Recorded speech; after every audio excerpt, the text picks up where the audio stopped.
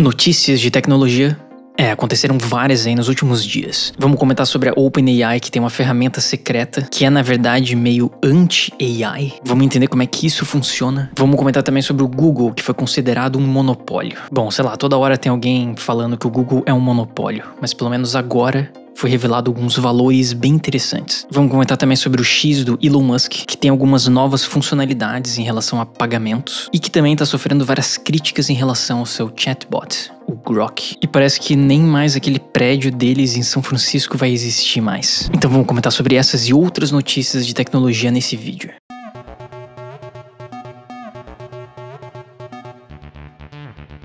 Bom, então o The Wall Street Journal publicou uma matéria aí nesses últimos dias, onde eles conseguiram descobrir que na verdade a OpenAI tem uma ferramenta que é meio secreta, que permitiria descobrir se alguém usou IA, só que a OpenAI não divulgou isso. Segundo as notícias que saíram sobre esse assunto, na verdade essa ferramenta já existe desde 2022, quando o ChatGPT foi lançado, e que permitiria descobrir se um pedaço de texto foi ou não escrito pelo ChatGPT, com 99,9% de acurácia. Bom, em abril de 2023 a OpenAI fez uma pesquisa e o público em geral estava querendo que fossem implementadas essas ferramentas de watermarking, para poder descobrir se um texto foi ou não criado por uma IA.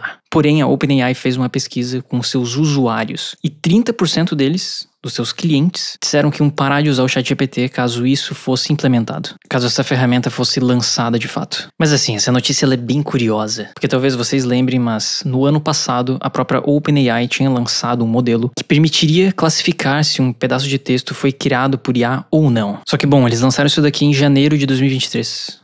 31 de janeiro. Só que em 20 de julho de 2023, eles tiraram isso aqui do ar, porque supostamente tinha uma taxa baixa de acurácia. Eles falaram que esse modelo não era confiável e tudo mais. Só que muito provavelmente agora com essa reportagem do The Wall Street Journal, isso talvez fosse mentira. E no fundo eles só não quiseram divulgar esse modelo, porque senão eles perderiam clientes. Todo mundo que estaria usando o ChatGPT no trabalho, por exemplo, ou para escrever textos para prova da escola ou da faculdade, com certeza parariam de usar o ChatGPT se isso aqui fosse algo padrão, fosse fácil fazer essa análise. Então é muito louco, né? Que na verdade existe um mercado, existe a possibilidade de criar ferramentas contra as IAs. Muita gente que trabalha com imagens está demandando isso. Fala que gostaria de ter esse tipo de ferramenta para descobrir se um desenho foi criado por IA ou não. E em relação a textos também, né? Só que com certeza essas ferramentas não vão vir dos gigantes da tecnologia. A OpenAI não vai lançar isso. E provavelmente as outras grandes, Google, Meta, também não vão fazer isso. Então é algo bem curioso essa história.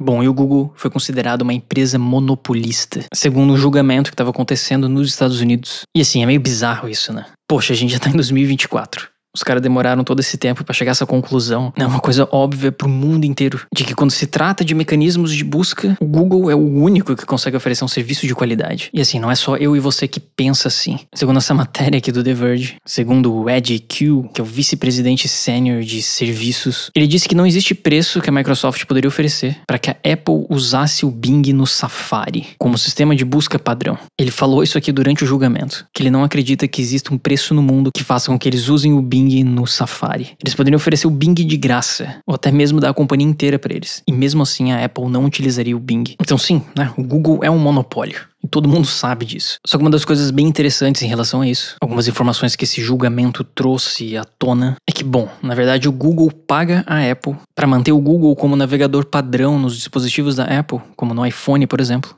20 bilhões de dólares. Pelo menos é isso que eles pagaram em 2022. Então assim, tem muito dinheiro envolvido. 20 bilhões de dólares. Só que tem uma matemática de por que eles chegaram nesse valor. Mas segundo estudos do próprio Google, que foram feitos em 2020, o Google estima que na verdade custaria para a Apple para manter um GSE, um General Search Engine, ou seja, um sistema de busca parecido com o do Google, só que feito pela Apple. Bom, isso custaria 20 bilhões de dólares para reproduzir isso. Então imagina, ia custar 20 bilhões para a Apple conseguir reproduzir a estrutura do Google, correndo o risco ainda de ninguém querer usar o negócio, de não ficar tão bom quanto o sistema do Google já é. Então acaba sendo uma vantagem para ambas as empresas. A Apple não precisa criar um sistema de busca. O Google obviamente ganha todo o tráfego de todos os dispositivos da Apple, principalmente do iPhone. E o Google paga a Apple 20 bilhões, a Apple fica feliz, o Google também fica feliz com todo o tráfego recebido e o mundo segue. Só que por que isso seria ruim então? E por que houve esse julgamento que definiu o Google como sendo um monopólio? Bom, é que na verdade em 2020 o Google fez um estudo de que mesmo se eles reduzissem a qualidade do seu sistema de busca, piorasse bastante, transformasse numa merda o sistema de busca, bom, as receitas do Google vindo de busca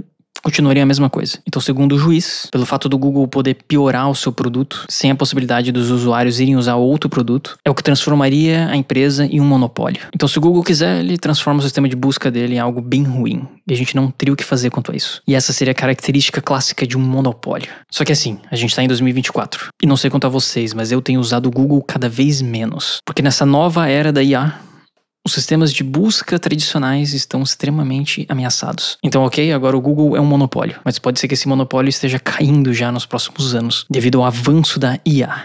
E que nessa corrida o Google ainda está atrás, vamos ser sinceros. Então talvez em breve a OpenAI com o ChatGPT vire um monopólio. Bom, pelo menos a gente tem o Mark Zuckerberg com o Llama Open Source para salvar a humanidade. Essa é a grande verdade. Bom, e aparentemente o X, o novo Twitter, tá lançando finalmente a sua ferramenta de payments, de pagamentos. Sim, logo que o Elon Musk comprou o Twitter, ele já tinha falado que o objetivo dele era transformar o aplicativo em um Everything App. Como funciona mais ou menos o WeChat na China, que é um aplicativo de notícia, de mensagens e de compras de e-commerce. Tu consegue fazer tudo ali dentro. E bom, a princípio alguns usuários descobriram que apareceu ali a parte de payments, onde tu vai poder fazer pagamentos diretamente do X. Tu vai poder pagar as pessoas pelo Twitter. Não sei, tenho minhas dúvidas se isso vai colar, se alguém vai usar esse negócio. Aqui no Brasil, duvido muito. Nem o sistema de pagamento pelo WhatsApp colou aqui no Brasil. Ninguém usa aquele recurso. Bom, mas assim, o Elon Musk e o X estão sofrendo aí algumas críticas do governo americano. Os estados dos Estados Unidos estão demandando que o Musk arrume o seu chatbot, que está divulgando informações incorretas das eleições. Segundo a reportagem, o chatbot, o Grok, a cópia do ChatGPT do Twitter, estava dando informações de que a Kamala Harris, que é candidata democrata nas eleições americanas, tinha perdido a data para concorrer como candidata do Partido Democrata. Quando tu perguntava essa informação pro Grok, ele dava uma informação incorreta. Então, supostamente, o Grok estaria divulgando uma fake news, porque quando tu perguntava essa informação sobre essa data, a informação que ele divulgava não era verdade. Só que assim, vamos ser sinceros, né? A gente conhece a tecnologia. E a gente sabe que esses modelos de LLM, seja o Grok, seja o ChatGPT, seja o Llama, enfim, qualquer um deles, são treinados em dados passados. Então se você perguntar uma coisa recente, como algo que aconteceu aí nos últimos dias, ele vai alucinar e vai trazer uma informação incorreta. Então o grande problema aqui é as pessoas usarem essa ferramenta por uma coisa que ela não funciona ainda. Então eu não duvido que o Grok esteja divulgando informações de fake news. Não duvido nada daquele negócio. Mas bom, agora que o Elon Musk assumiu sua briga política, defendendo Donald Trump, vai estar todo mundo em cima vendo o que as empresas dele estão fazendo. E até tem uma informação curiosa, né? De que o escritório do X do Twitter em São Francisco vai ser fechado. Né? O escritório do Twitter em São Francisco, que foi colocado aquele X em cima do prédio, aquele X luminoso que um monte de gente que morava em volta começou a reclamar por causa daquilo. E que quando o Elon Musk comprou o Twitter, ele entrou no prédio segurando uma pia. Let that sink in. Esse prédio não vai mais existir. O escritório do Twitter vai sair de lá. Mas como os próprios comentários aqui do Reddit estão falando, os últimos 4 funcionários que ainda estavam na empresa não conseguiram ser encontrados para comentar sobre o caso. Ou que eles deveriam fechar todos os seus escritórios. Ou que os funcionários que restaram podem finalmente ir para suas casas, para junto das suas famílias, e pararem de dormir no chão. Let that sink out. Deixe a pia sair. Bom, e o Google está descontinuando o Chromecast. Sim, aquela ferramenta que você coloca na sua TV, na saída HDMI, não vai mais ser fabricada. Mas talvez seja por uma boa causa no fim das contas. Porque na verdade eles estão lançando o que eles estão chamando de Google TV Streamer, que é um aparelho mais avançado do que o Chromecast. E que vai competir com o Apple TV 4K, que é o dispositivo da Apple que faz a mesma coisa. Mas basicamente esse troço aqui bem minimalista. E que diferentemente do Chromecast, que tu enfiava e colocava atrás da TV e ninguém via aquele negócio, o objetivo do Google é que isso fique em cima da tua mesa. Que tu coloque no móvel da tua sala e o negócio fique ali em cima para ser visto. E o motivo disso é porque isso aqui tem um roteador dentro desse negócio, que se comunica com os outros dispositivos de internet das coisas que você possa ter na sua casa. Sua lâmpada inteligente, ou sua máquina de lavar, quem sabe. E principalmente porque o Google colocou nesse dispositivo a ferramenta que eles criaram chamada de Matter, que é meio que uma API que eles criaram, onde tu consegue criar coisas usando essa biblioteca, essa API, que vai se comunicar com a tecnologia do Google para executar coisas. dias com o Google Assistant. Então, enfim, essas foram as notícias de tecnologia aí dos últimos dias. OpenAI escondendo ferramentas da gente, Google e Elon Musk se ferrando e as nossas casas se tornando cada vez mais automatizadas. Máquina de lavar com Wi-Fi realmente não é relevante. Essa é uma funcionalidade que não faz sentido nenhum. Mas uma Air Fryer com Wi-Fi, que eu pudesse acionar ela com um aplicativo de celular e saber quando que a minha batata frita ficou pronta, isso sim ia mudar a minha vida.